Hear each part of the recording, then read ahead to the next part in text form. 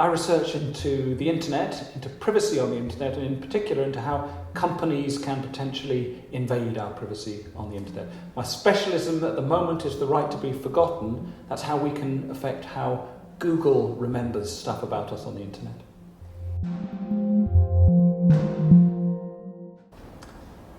This is an enormous problem for most people because of the role that Google in particular, but also to some degree Facebook, play in all of our lives. The first thing you do when you meet somebody, you Google them. You try to find out things about them. If you apply for a job, people will Google you.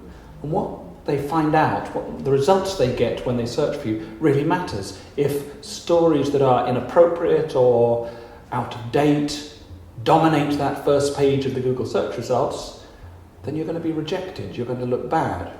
And more importantly, perhaps, the really good stuff, the recent stuff, the relevant stuff, the stuff that shows you as you really are, is hidden by it. You can't find it because only the first page is what people really look at when they look at Google search results.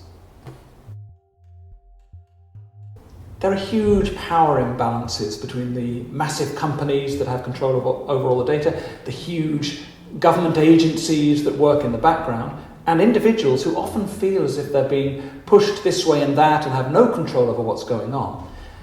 It's really important that we, as academics, are willing to challenge that and are willing to help people to understand actually what's the impact of this stuff.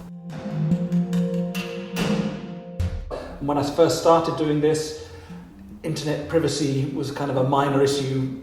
People didn't care about it. Now, because of the way we use the internet, because we use the internet for every aspect of our lives, it's particularly important. It's important for job applications, it's important for even things like relationships. It's important for pretty much every aspect of our life. We need to know what people can find out about us on the internet. It changes the way they decide things about us. It changes the way the government decides things about us. Everybody's affected.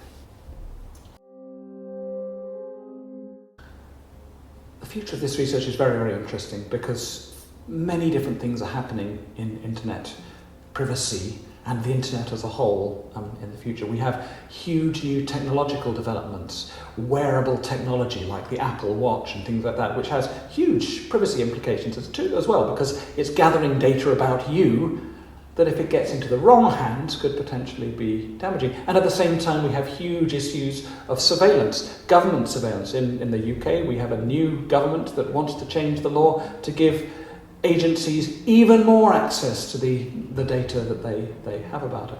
Because of that, because this cuts into fundamental human rights, this is a field that's going to continue to grow and to develop. It's a field that's going to get more and more important rather than less.